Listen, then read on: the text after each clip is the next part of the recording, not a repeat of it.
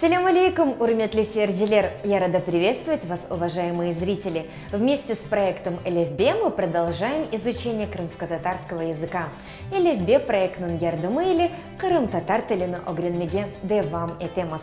Сегодня поговорим о восточном стиле. Бугунь шарк услюбу аққында лав этежекмас.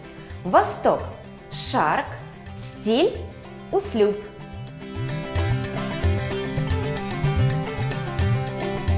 А какие у вас возникают ассоциации со словом «восток»? Я вспоминаю восточные сказки.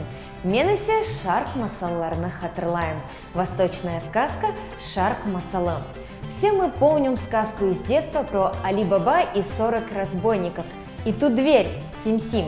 Дверь – капу. В этом случае огромная дверь – коджаман капу.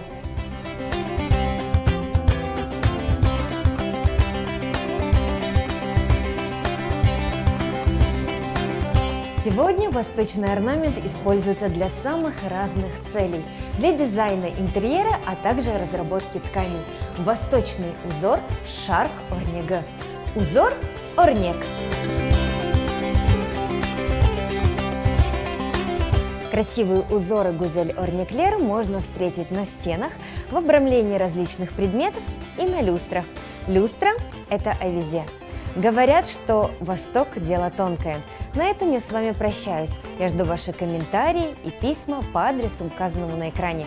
elifb2015@gmail.com. Корушкенде!